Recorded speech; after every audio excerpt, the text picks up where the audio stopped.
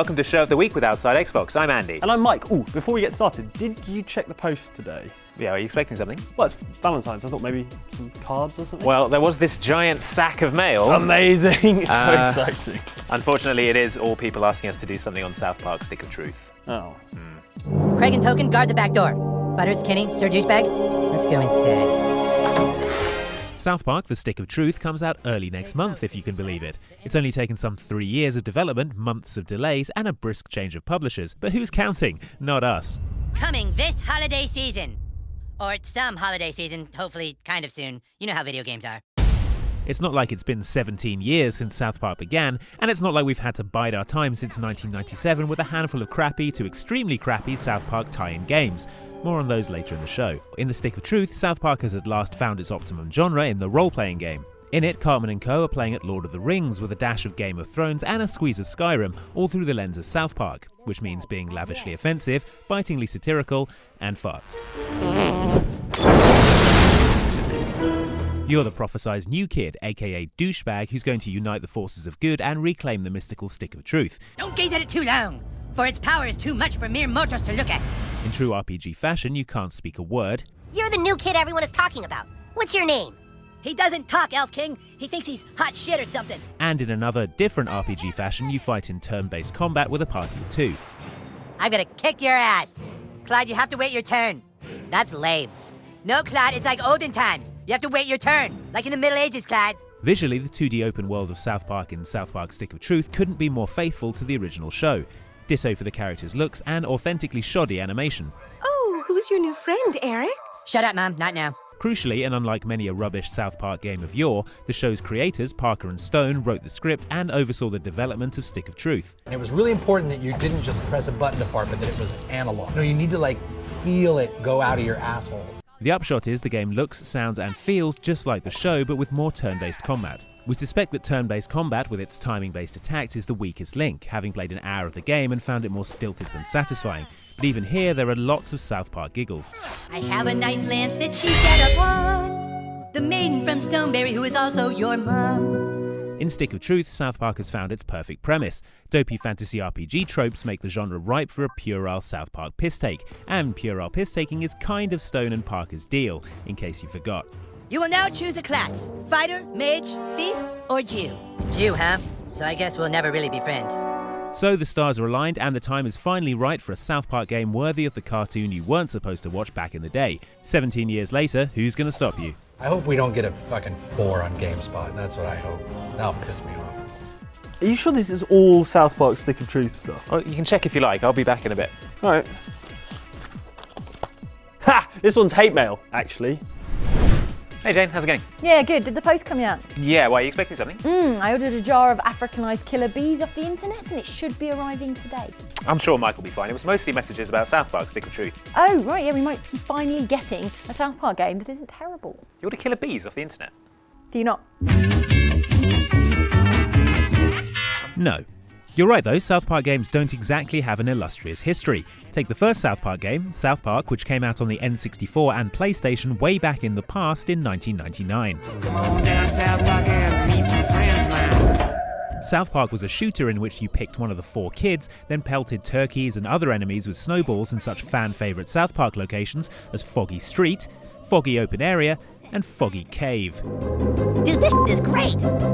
The game managed to look significantly worse than the TV show, despite the TV show being 2D construction paper cutouts, and was boring, repetitive, and unfunny. Not a great start.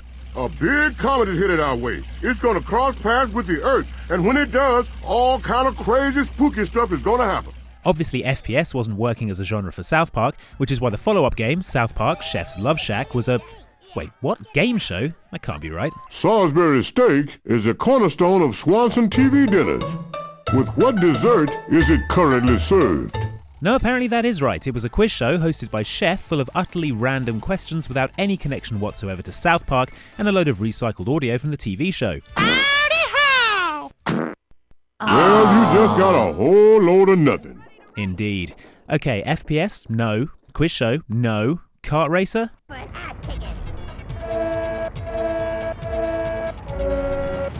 Nope. horribly designed with terrible controls and frustrating gameplay, South Park Rally was just as bad as its predecessors. You're a superior marksman like me, maybe you wouldn't have a problem. So bad, in fact, that we didn't get any new South Park games for 9 years.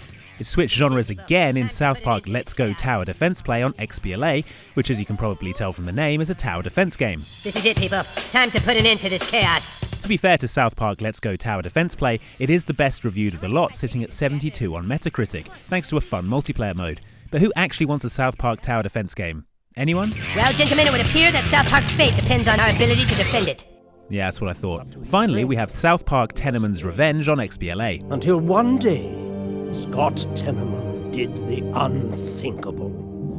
He snuck into Eric Cartman's house late at night and totally stole the hard drive out of Cartman's Xbox.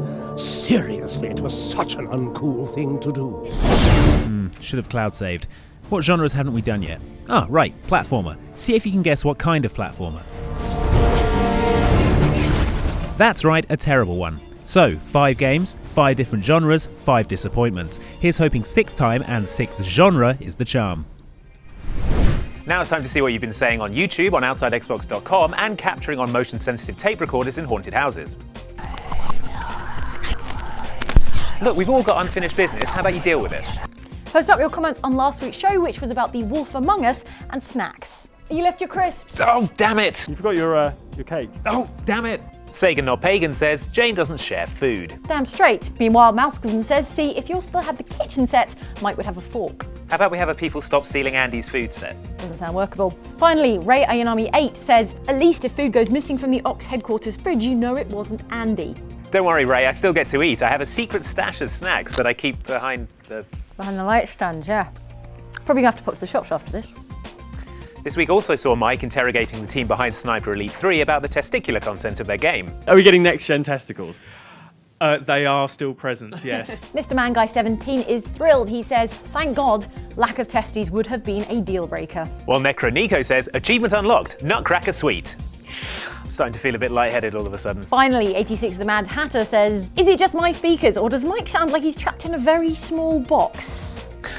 Box? Who told you we keep Mike in a box? No, Mike's totally free to wander around wherever he wants when we're not filming. Who told you we keep him in a box? Did someone see the box? Shut up about the box. Finally this week were your comments on our preview of Uberhard's sequels, Dark Souls 2. Another thing that I think people were worried was sort of against the principles of Dark Souls was the fact you now can have voice chat. Mr. Man Guy 17 returns to say that he's not totally sold on the idea of voice chat. I always liked how it was just this random knight who would come into the game to help you. I prefer to not know that it's a 14-year-old boy from Swansea. Well, Cassius Gray sums up the Dark Souls community in a single word: exploit. This is the best part of Dark Souls in my opinion. It reveals the panicked claws of self-preservation in human nature and the sociopathy of being able to justify anything to the angel on your shoulder to achieve this. Before you know it, it's turned stepping on toes into stepping on throats, and suddenly the soul that is dark is your own. OMG, full circle. That's art or something, yo. Whoa. Finally, Unstable 360, is there any other kind, says, as long as the DS feel is there, the fear of what's around the corner and the overwhelming feeling you get for defeating a hard boss, I'll be okay. From what I've seen, I'm really excited for it. When I was playing it, I got in what I thought was a boat, but it turned out to be a coffin. I got out of it and I was beaten to death by a hippo monster. Sounds like it's in safe hands. Can you go check the post again for me? I've got some stuff to take care of. Okay, I'll see you in a bit. You were wrong. Someone did send me a Valentine's. I got an entire romantic jar of Africanized killer bees. Lovely. Truly, it is the thought that counts. That's it for Show of the Week, but between now and next time, tweet or Facebook us your comments and questions because social engagement is at the core of our brand strategy. And don't forget to like and subscribe on YouTube as well. See you next time.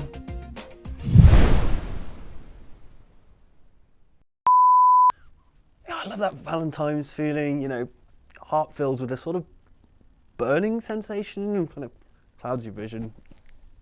It slurs your speech. Yeah, I'll call poison control. Thanks.